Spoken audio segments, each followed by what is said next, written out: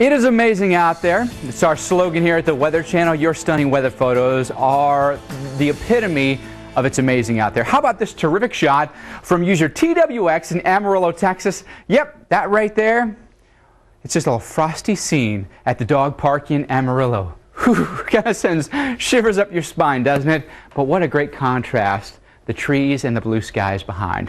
Well done. And coming up, our picture this segment, a gorgeous photo from eastern Pennsylvania. Now, I know you can see the rainbow, right? But what are the other cool weather features in this photo? We're going to point them out for you just ahead as we picture this. Time to sound off, and each and every day you send in your weather questions via Twitter. Our experts are back again, Sarah and Tom, to talk about your questions. Ryan Davidson behind the bar going through Twitter right now. A lot of questions this evening. Who's up first, Ryan? A lot of questions, and bear with me, they could be out of order, but we're going to start with Dave. We're going to start with Dave. All right. Let's see if it's Dave first. So Dave writes this. They are in order, Ryan. Don't sell yourself short. How is the amount of snow in a given storm determined? Well, that's got a lot of answers, I feel like. It sure does, and simply you would think, well, you predict the amount of rain and then you change it over to snow, right? Typically about a 10-to-1 ratio, and you come up with your snowfall. But the temperature has a lot to do with different snow-to-water ratios. So a certain amount of rain could cause, an inch of rain could cause anywhere from maybe 8 inches of snow to 30 inches of snow. So you have to incorporate temperature and other factors in there as well.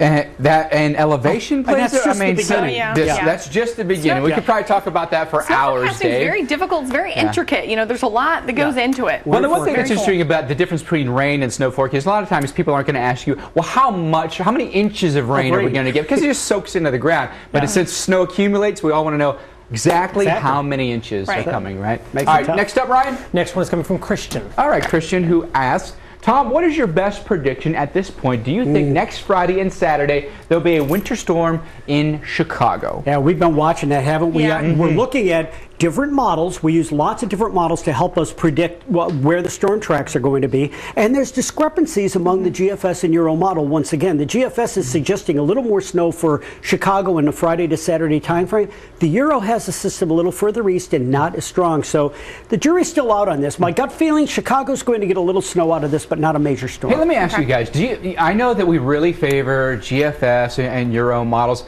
Is there any other model you like in the wintertime? Do you like the Canadian model? I mean, or do you are those outliers that you're really not paying that much attention to? You know, I mean, as far as winter forecasting, that's probably like lower on my totem pole, because it's like I've done a lot of severe, so it's like I'm still kind of getting into the whole winter forecasting thing. But it's like I feel like I've heard that, I can't remember if the NAM is either better or worse in the snow. NAM, Tom? Okay, so it's worse. So it's the opposite way. Is there any other model out there you like besides the two big ones? Not necessarily a model, but model ensembles. I love working with team members, a whole team of models to help us look at the uncertainties. All right, we've got time for one more question, and this one comes from Skeeter. Skeeter, who asks, is there a summer pattern comparable to the Clipper other than temp, or is it strictly a winter phenomenon?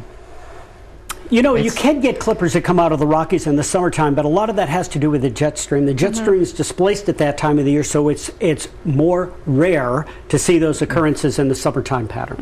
I feel like for those, it's pretty much an exclusive winter thing, but... And by the way, someone did ask us if we knew the name for the clippers that come out of Oklahoma. Well, and they did give the name. So in a meteorological parlance, we do refer to them. They're storms that hook up through the center of the country, and that's an Oklahoma hooker. And I thought they were Texas hookers. Well, there's those. That's a whole other state. There's some in every state, apparently.